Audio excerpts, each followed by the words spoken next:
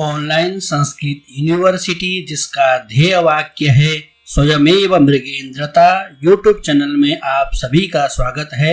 आज इस वीडियो में हम प्रस्तुत कर रहे हैं महाकवि कालिदास द्वारा विरचित खंड काव्य मेघदूतम का प्रश्नोत्तरी श्रृंखला का भाग तृतीय, जिसमें सबसे पहले हम कुबेर से संबंधित प्रश्नों को पढ़ रहे हैं, जान रहे हैं। आइए शुरू करते हैं। तृतीय भाग में सबसे पहले है कुबेर से संबंधित प्रश्न। आइए शुरू करते हैं। मेघदूतम में यक्ष का स्वामी कौन है? मेघदूतम में यक्ष का स्वामी कुबेर है। यक्षों के स्वामी कौन है? कुबेर। कुबेर ने यक्ष को कितने वर्ष का शाप दिया था? 1 वर्ष का। यक्ष को अलकापुरी से कौन निष्कासित करता है? कुबेर। अपने कार्य में प्रमाद करने के कारण यक्ष को किसने शाप दिया था? कुबेर ने। मेघदूतम में यक्ष किसके द्वारा शापित है? कुबेर के द्वारा। कुबेर ने 1 वर्ष तक पत्नी से वियुक्त रहने का शाप किसको दिया था? यक्ष को। राजराजस्य शब्द किसके लिए आया है? कुबेर के लिए आया है। मेघदूते राजराजस्य दध्यौ इति पद्ये राजराजस्य इति पदेन अभिहितोस्ति कुबेरः। राजराज पद में कौन सा समास है? षष्ठी तत्पुरुष समास है। अलकापुरी स्थित कुबेर के उद्यान का नाम क्या है? वैभ्राज उद्यान। वैभ्राज उद्यान किसके द्वारा बनाया गया था? चित्ररथ द्वारा। वैभ्राज उद्यान की रक्षा कौन करता है? विभ्राज। विभ्राज किस देवता का गण है? शिव का। मेघ से संबंधित प्रश्नों को हम जानते हैं। मेघदूत में मेघ को कितने पदार्थों का सम्मिश्रण कहा गया है? 4 पदार्थों का सम्मिश्रण कहा गया है। धुआं, अग्नि, जल एवं वायु। द्रक्ष्यसि भ्रातृजायाम के अनुसार कौन अपनी भाभी को देखेगा? मेघ। मेघदूतम के अनुसार संतप्त लोगों के लिए एकमात्र सहारा कौन है? मेघ। रिक्तः सर्वो भवति लघुः पूर्णता गौरवाय। यह पंक्ति यक्ष किसके लिए कहता है? मेघ के लिए कहता है। सबसे अधिक लघु अर्थात हल्का कौन होता है? रिक्त अर्थात मेघ। मेघों का कुल का नाम क्या है? मेघों के कुल का नाम पुष्कर और आवर्तक है। पुष्कर और आवर्तक नामक बादलों के कुल में कौन उत्पन्न हुआ था? मेघ। मेघदूत में वर्णित पुष्करावर्तक क्या है? मेघों का कुल है। जीमूतेन स्वकुशलमयीं हारयिष्यन् प्रवृत्तिम। यहाँ जीमूतेन का अभिप्राय किससे है? बादल से है। किसका गर्जन पृथ्वी को शिलींध्र पुष्पों से युक्त कर देता था? मेघ का गर्जन। अभिहत गति वाला कौन है? मेघ। अंतःशुद्धस्त्वमपि भविता वर्णमात्रेण कृष्णः। यहाँ त्वम पद से किसका संकेत है? मेघ का। धुआं, अग्नि, जल एवं वायु से किसका निर्माण हुआ है? मेघ का। मेघदूतम में धूमज्योतिः सलिलमरुतां सन्निपातः से अभिहित कौन है? मेघ। धूमज्योतिः सलिलमरुतां सन्निपातः क्व मेघः। यहाँ सन्निपात का शब्द किससे है? मेघ समूह से। धूमज्योतिष सलिलमरुतां के संयोग से कौन पैदा होता है? मेघ। याच्या मोघा वरमधिगुणे नाधमे लब्ध कामा। यह कथन कहाँ है? यह कथन पूर्व मेघ के 6वें श्लोक में है। याच्या मोघा वरमधिगुणे नाधमे लब्ध कामा। इसमें अधिगुण शब्द से किसका बोध होता है? मेघ का। मेघ किस दिशा की ओर मुख करके अपनी यात्रा आरंभ करता है? उत्तर दिशा की ओर। मेघ आकाश में पहले किस दिशा में उड़ता है? उत्तर दिशा में।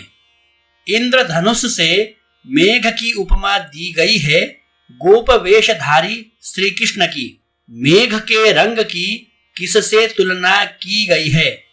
गोप वेशधारी विष्णु की। मेघ किन दो स्थानों पर रात्रि में ठहरता है? मेघ एक तो नीचे ही पर्वत पर, दूसरा उज्जैनी में रात्रि में ठहरता है।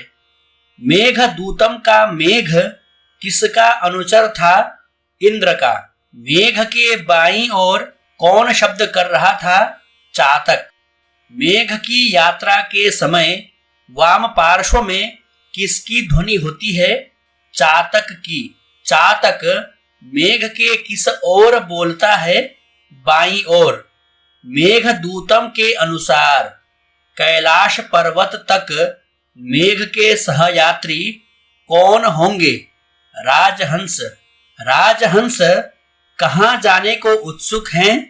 मानसरोवर। उत्तर मेघ के प्रथम श्लोक में अलका नगरी की तुलना किससे की गई है? मेघ से। मेघ के बिजली की तुलना किससे की गई है? अलकापुरी की स्त्रियों से। इंद्रधनुष की तुलना किससे की गई है? सुंदर चित्रों से। मेघ के गर्जन की तुलना किससे की गई है? अलकापुरी में बजाए जाने वाले मृदंगों से। मेघ के जलधारण की तुलना किससे की गई है? मणिजड़ित फरसों से। मेघ की ऊंचाई की तुलना किससे की गई है?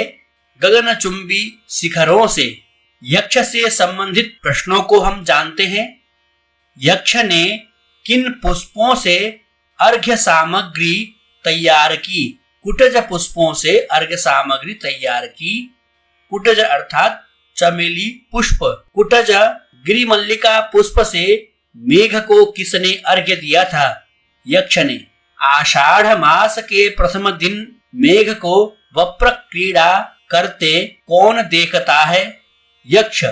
मेघ को अपनी प्रिया के पास संदेश वाहक बनाकर कौन भेजना चाहता है? यक्ष। यक्ष द्वारा अपने कार्य में प्रमाद करने का क्या कारण था? अपनी पत्नी में आसक्ति। चेतन और अचेतन में कृपण कौन है? कामार्तः अर्थात यक्ष। आषाढ़ मास में नए मेघ के दर्शन से किसके विरहवश यक्ष शोकाकुल होकर बहुत अधीर हो गया? यक्षिणी के विरहवश। नेष्यन्ति त्वां सुरयुवतयो यंत्रधारा गृहत्वम। यहाँ त्वाम पद से किसका संकेत है? मेघ का। यक्ष को कितनी अवधि के लिए अपनी पत्नी से दूर रहना था? 1 वर्ष की अवधि के लिए। यक्ष के विरह के कितने माह शेष हैं? 4 माह। मेघ दूतम में यक्ष के शापांत की अवधि मानी गई है 4 माह। मेघ दूत के आरंभ में यक्ष की शापावधि का कितना समय शेष है? 4 माह। यक्ष कितने माह बिताकर मेघ को वप्र क्रीड़ा करते देखता है? 8 माह। यक्ष के विरह का कितना समय बीत चुका है? 8 माह। यक्ष ने मेघ को किस मास के प्रथम दिन में देखा था? आषाढ़ के प्रथम दिन में। यक्ष के प्रवास की अवधि क्या थी? 1 वर्ष। सेविष्यन्ते नयन सुभगम खे भवंतम बलाकाह। यहाँ बलाकाह पद का क्या अर्थ है? बगुलियां। स्वर्ण कमल कहाँ उत्पन्न होते हैं? मानसरोवर में। कनक वलय भ्रंशरिक्त प्रकोष्ठ। यह पद किसका विशेषण है? यक्ष का विशेषण है।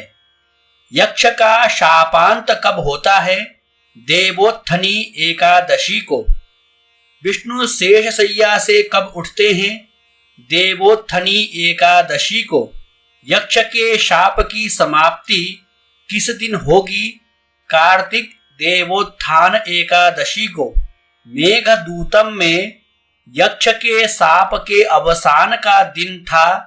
देव प्रबोधिनी एकादशी। यक्ष का घर किसके समान है? इंद्रधनुष के समान है। यक्ष का घर कुबेर के घर से किस दिशा में स्थित है? उत्तर दिशा में स्थित है। यक्ष के घर के समीप कौन सा वृक्ष है? मंदार वृक्ष है। मंदार वृक्ष किसके द्वारा पोषित किया गया था? यक्षिणी द्वारा पोषित किया गया था। रक्त अशोक और मौलसिरी नाम के दो वृक्ष कहाँ पर स्थित हैं? क्रीड़ा शैल पर। माधवी लता का कुंज कहाँ पर स्थित है? क्रीड़ा शैल पर। यक्षिणी के बाएं पैर का इच्छुक कौन है? अशोक वृक्ष।